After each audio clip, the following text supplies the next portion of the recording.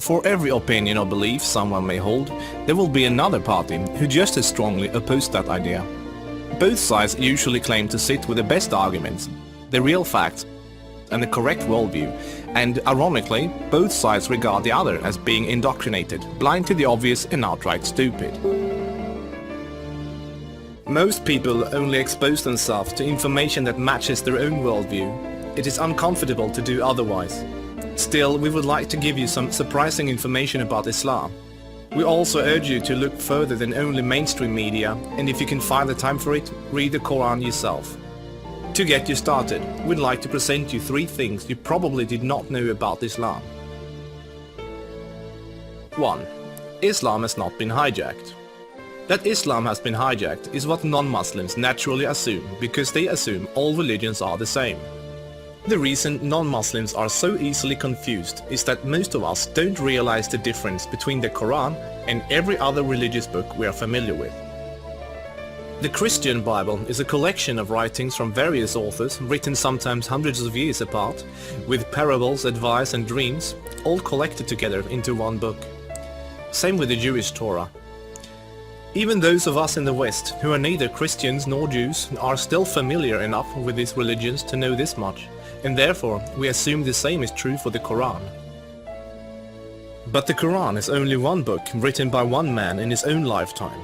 It is meant to be taken literally, and it's not full of symbolism or vague analogies. It is mostly direct commands. Of course, the Quran contains contradictory statements, just like other religious books. But the Quran itself provides the reader with a way to know what to do with the contradictions. It's explained in the Quran that if you have 2 passages that contradict each other, the one written later supersedes the one written earlier. Most Westerners are unaware that the peaceful, tolerant passages were written early in Muhammad's prophetic career.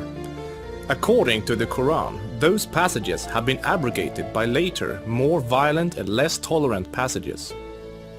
So, when most Westerners hear jihadists quoting violent passages from the Quran, and then peaceful Muslims quoting peaceful passages, they interpret that the way they would if someone was quoting the Bible or the Torah. They think to themselves, oh, there must be many different and contradictory passages, like there are in other religious books, so Muslims can pick and choose what they like and justify whatever actions they want to take. But the Quran is nothing like that. There is no picking and choosing. It says very explicitly and in no uncertain terms that a Muslim must not alter or ignore any part of its very clear and direct message, or they will burn in a fiery torment forever.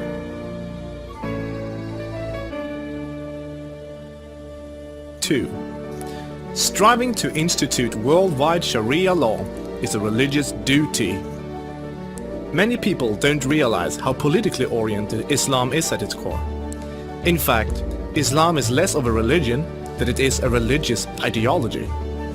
It includes a mandatory and highly specific legal and political plan for the whole society, Sharia.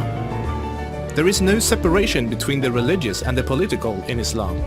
Rather, Islam and Sharia constitute a totalitarian means of ordering society at every level, including ritual worship, transactions and contracts, morals and manners, beliefs and punishments. In the Quran, Allah makes it clear that man-made governments, such as a democracy, and free speech, such as criticizing the Quran, are abominations and must be eliminated. The modern expression creeping Sharia is used to describe the slow, deliberate and methodical advance of Islamic law in non-Muslim countries. Official Sharia courts already operate in the UK, handling cases ranging from divorce and financial disputes to domestic violence. Attempts to introduce Sharia in the legal system in Germany, Sweden and other European countries are ongoing. While Sharia already has a foot in our door in the matter of minor disputes like inheritance and domestic violence, it should concern you that Sharia commands that drinkers and gamblers should be whipped, allows husbands to hit their wives, allows an injured plaintiff to exact legal revenge, literally an eye for an eye, commands that a thief must have a hand cut off, commands that homosexuals must be executed, orders unmarried fornicators to be whipped and adulterers to be stoned to death, orders death for both Muslim and non-Muslim critics of Muhammad, the Quran and even Sharia itself, orders apostates to be killed, commands offensive, aggressive and unjust jihad. As written in the Quran, Sharia is the law of Allah. Any other form of government is a sin. It is the duty of every Muslim to keep striving until all governments have been converted to Sharia law.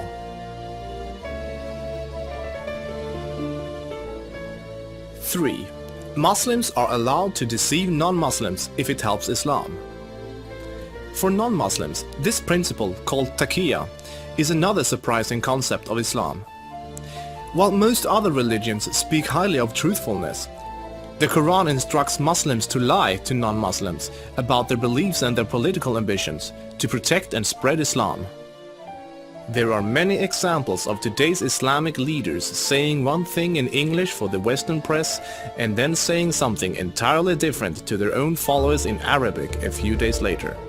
Deceiving the enemy is always useful in war, and Islam is at war with a non-Islamic world until the whole world follows Sharia law. All non-Muslims living in non-Islamic states are therefore enemies. So deceiving Westerners is totally acceptable, even encouraged, if it can forward the goals of the spread of Islam.